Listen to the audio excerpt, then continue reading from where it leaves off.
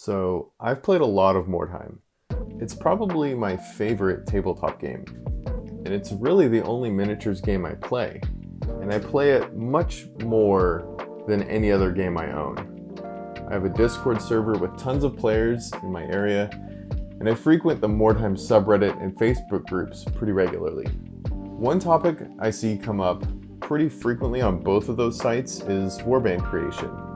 People often ask questions like, how do I put together a warband, or how does my warband look? The warband creation section in the rulebook doesn't give much explanation of strategy or best practices, and I can see why there are so many questions on the subject. So I thought I would make this video to try and impart what I've learned about warband creation throughout my time with the game. This video is not going to include details like how exactly to fill out the roster or calculate your warband rating. The rulebook does an okay job at explaining those things. I'm also not going to talk about any prices for warriors or equipment. You've got the mental fortitude to read through a slapdash rulebook for a fiddly tabletop miniatures game that has been out of print for nearly 2 decades, so I will assume you can handle the math on your own. Let's start with the most important part, picking a warband. The Mordheim rulebook has 6 warbands to pick from, or 8 if you consider the 3 different flavors of mercenary. There are also a bunch more that have been released through additional publications and fan creations, but we can worry about those another time. In the core rulebook, there are mercenaries, Cult of the Possessed, Witch Hunters, Sisters of Sigmar, the Undead, and Skaven. Additionally, the mercenaries come in 3 sub-factions: the sharpshooting Reichlanders, the melee-focused Middenheimers, and the wealthy Marienburgers. Each one has its own style and unique warriors. However, they are not so extremely different from one another that it becomes too difficult to play multiple types. Each warband has a unique combination of usable equipment and a variety of hero and henchman types. It's important to read up on all the possible options available to your warband and pick the one that you connect with. Mordheim is meant to be played as a campaign, so you're likely going to spend a lot of time with your warband. The game is going to be much more fun if you're playing a warband that you enjoy.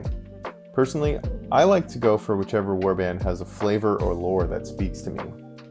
I love the Cult of the Possessed, with their demon worship and chaotic magic. You may also enjoy the fanatical zealots of the Witch Hunters, or the sneaky ratmen of the Skaven. Pick a warband that speaks to you and you cannot go wrong. Now comes the tricky part, actually building out your roster. Truthfully, there's no wrong way to build a warband unless you're breaking the rules. Furthermore, there are different ways to build a warband depending on the type you pick and the playstyle you enjoy. If you want to get up close and personal and bash dudes in the face, load up on melee weapons and go to town. If you want to climb rooftops and plink away with bows or rifles, you can do that too. Or just give everyone dual maces, put your brain on autopilot, and win every fight. House rules can be good sometimes. I will not go over how to specifically build each and every warband type, but I will suggest some best practices to ensure that you stand a fighting chance of making it out of the battlefield with some sweet weirdstone. Each warband starts with 500 gold, and each warband consists of heroes and henchmen. Let's spend our gold first on our heroes. I like to hire all of my heroes before buying equipment or hiring any henchmen. Every warband needs exactly 1 leader, so that's a no-brainer. Besides the leader, warbands usually have 2 or 3 additional hero types. These additional heroes are optional. However, my experience dictates that hiring the maximum number of heroes available to your warband during creation, which is usually 5, is the best practice. Heroes are the warriors who are going to earn you income in between battles, so maxing out on heroes will increase your chances of making the money you need to grow. You could, of course, take fewer heroes and spend the extra money on kitting each one out more lavishly, but it all depends on how you want to play. For example, the Cult of the Possessed has access to some powerful but very expensive heroes with optional mutations. Stacking mutations on a single warrior can get very expensive, but it is undeniably fun. While most warriors are out here armed with rusty swords and bucklers, you can basically mutate a possessed model into a Swiss Army knife of death with extra limbs or hooves or whatever. So there is no clear-cut way to fill out your hero slots. Feel free to experiment. Each Warband entry will state exactly how many of a specific type of hero you're allowed to hire. As stated before, most Warbands max out at 5 during the start, with an extra slot for a new one if you get lucky. I'm showing you my Reichlanders for this example. Let's hire all 5 of them and move on to equipment. Also, if you have a Warband that has a caster, don't forget to generate either a spell or prayer for them as soon as you hire them. This can help dictate what henchmen you buy. For example, if you're playing the Undead and you get the Call of Anhel, you might want to take some zombies or direwolves because it'll help them move faster. For equipment, I like to start out conservatively on my heroes. I will buy each one a single weapon that suits them, plus their free dagger, possibly armor or a second weapon, and then move on to hiring henchmen. If I have any money left over all that, I might spend some money on more gear for my heroes. So just a quick recap, I hire all 5 of my heroes, or 6 if you're playing something like Skaven, give them all one piece of equipment and maybe a piece of armor if I feel like it, and then I move on to my henchmen. For hiring henchmen, there are 2 different strategies. Strategy number 1 is really no strategy at all. Simply hire the henchman groups and give them all some basic equipment, and you're good to go. Each Warband profile will state exactly how many of each henchman you're allowed to hire. Strategy number 2 is a bit more gamey, but also a bit more risky. I'll use my Warband roster here to help illustrate this. Ignore the text on it, just look at the page. So while in the first strategy, you hire henchmen by groups and just give them all the same equipment. But strategy number 2 involves hiring henchmen in smaller groups, perhaps even in their own solo groups. This is to maximize the chances of a henchman being upgraded to a hero during advancement. In case you didn't know, heroes and henchmen both earn experience after battles. This experience will eventually allow them to gain advancements, which is basically like leveling up. So if I have one group of 4 guys, and they get enough experience to advance, I get 1 role on the advancement table for the group. But if I have 2 groups of 2, or even 4 groups of 1, then each group gets a separate role on the advancement chart, ensuring a greater chance of rolling Lads Got Talent on a 10+, which would give me a new hero. A second benefit of smaller groups is more variety in characteristic increases, which can let you know which henchman groups deserves more warriors and which ones can be sort of neglected. For example, if these 2 guys are in their own separate groups and they both level up at the same time, and this guy gets 1 extra attack, and this guy gets something like +1 initiative, I might value this guy's +1 attack more than his initiative increase. So when it comes time to hire new guys, I'll put them in this group, because each warrior that I hire will also get that same benefit. They'll cost a little more, but their increased experience will be well worth it. There is a flip side to having small groups. With a smaller group, it's more likely for a henchman group to be completely wiped out and lose all the experience they've acquired. Because if a henchman dies, and there is no one left in the group, then that group is completely erased from your roster. It's your call how to play this. Just remember that each henchman in a single group must have the same equipment. Be sure to read the special rules for each item, and pick the ones that best suit your warband. This goes for heroes equipment as well. As for figuring out how many henchmen to hire, there are a few things to think about. The first thing is your warband size limit. Most warbands are limited to 15 models, but this can vary. You'd be hard pressed to actually max out your warband size at the start, so you shouldn't worry too much about your warband limit. The second thing to think about is the types of units available to you. Henchmen are infinitely more expendable than your heroes, due to their often lower cost and their inability to hunt for Weirdstone.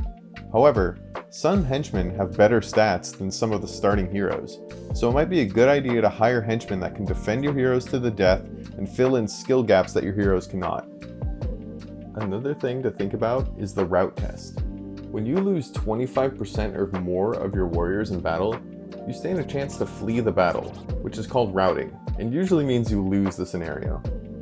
This means that if you have 8 warriors in your warband, you only have to lose 2 to start routing. But if you have 9 warriors, you now need to lose 3. If hiring 1 extra henchman takes you into the next bracket for rout tests, it might be worth the money. I won't go into the buying strategies for every warband because each warband is different and every warband will inevitably grow and shrink as members are killed and new members are hired. Another thing to note, for most warbands, if your leader dies, there is no way to hire a new leader. You must promote the next highest leadership hero to your new leader. Except for undead, if your vampire dies, you can hire a new one. There's lore stuff, I won't get into it. So I'll briefly go over what we've talked about so far.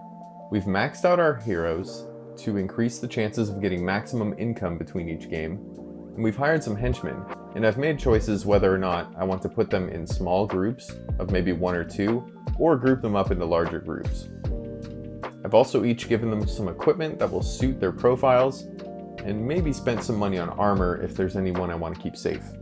After I've done all my purchasing and hiring, I like to look at what I have and what I could potentially cut to make room for something else. For example, if I gave my captain here a sword and a pistol, but I almost have enough gold to put an extra swordsman in this group, then I might get rid of the pistol to free up the money I need to add a second guy to this group. Or if I really feel like kitting out my leader, I can drop these 2 henchmen and their gear, free up some money to give my leader here a suit of armor and a helmet, maybe even a shield. It's all about what you really want to do with your warband. This is where the warband management part starts to show its face, and it honestly becomes super addictive as the campaign goes on.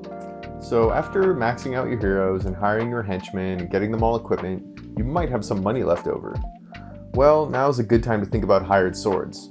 Hired swords are basically henchmen, but they level up just like your heroes. The small downside is you have to pay them an upkeep cost each game.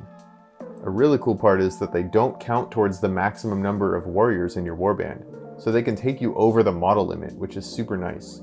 Hired swords are a fun way to bring some new tactics into your warband, and they can help you compensate for some weaknesses you might have. Personally, I like to hire a warlock into every mercenary warband I make, because having some magic can really even the playing field against some other warbands. Or if you're playing a witch hunter warband, hiring something like a halfling scout can be really helpful, because they can increase your warband size by 1. Normally witch hunters are maxed out at 12, so bumping that up to 13 can be a huge benefit. Or you could save up for a pit fighter if you want some real punching power, or if you've got the money for it, you could drop some big bucks on an ogre. Of course, you don't have to spend all the money you have. It's okay to save some money for a rainy day, because in the off chance that one of your heroes dies, or maybe a couple henchmen, it'll be nice to have that extra money to try replacing them. Unless it's your leader, of course, then you're kind of out of luck. Usually I end warband creation with like 1 or 2 gold crowns left, which means I live or die based on my next paycheck. But it also means that I've maximized my chances of survival and have spent my gold on a decent spread of fighters who are all ready to die for glory and gold. I'm going to briefly touch on models and equipment representation. Some people really enjoy having models that accurately depict what their warband is carrying. For example, this guy might actually have some light armor, a helmet, a sword, and a pistol. This is referred to as WYSIWYG, which stands for what you see is what you get. This can be super cool and immersive, and it makes the warriors on your tabletop feel very real. However, in a game like Mordheim, where your warriors will constantly get new equipment or be killed, it's not very practical to have a model for every single possible equipment combination. So just find models that at least represent the faction well, and be sure that when you play, both you and your opponent know what each model represents on your roster. With the people I play with, nobody really cares if your model that is carrying a sword is actually equipped with a halberd on your roster. Most of our models aren't even fully built or painted. Just communicate and play the game and have fun. So I know I've gone over a lot of things and it can get kind of confusing, so I'll give one last recap to hopefully give you a good picture of what I'm talking about. So for heroes, it's a good idea to max out your heroes and give them all at least one good piece of gear that they can use well. For henchmen, there's 2 options. Keep them in big groups to help them stay alive and level up together, or keep them in separate groups to get more chances to level up, but also more chances of them dying and being completely wiped out. Every henchman in a single group needs the same equipment, and dropping a henchman or 2 to get some equipment is viable, or dropping some expensive equipment to hire some more people is also viable. A good rule of thumb is more models means more attacks. So often paying for an extra guy or 2 is more effective than paying for an extra suit of armor or a stronger weapon. If you have any money left over, you can either save it for a rainy day in case some of your people get injured, or get a hired sword or two. They're a really fun way to add some new powers to your warband. Anyways, that's all I can really say about building a warband. I'm sure you'll find it easy enough to build a warband, watch it go, and learn how to better build your next warband. The most important thing to remember is that the game is meant to be fun, and your warband is meant to be something that you enjoy putting on the table. Also, just know that no matter how well you optimize your warband, the dice don't care. You might annihilate your opponent, or you might lose your mercenary captain to a wayward crossbow bolt in the first game. Your warband failing does not mean that you failed. It means that the game is doing its thing, and you're along for the ride. Try to enjoy the moments of failure as much as the moments of triumph. Regardless of how your warband performs, Mordheim will certainly tell you a story. So, thanks for watching. I hope you learned something, and I hope you have fun.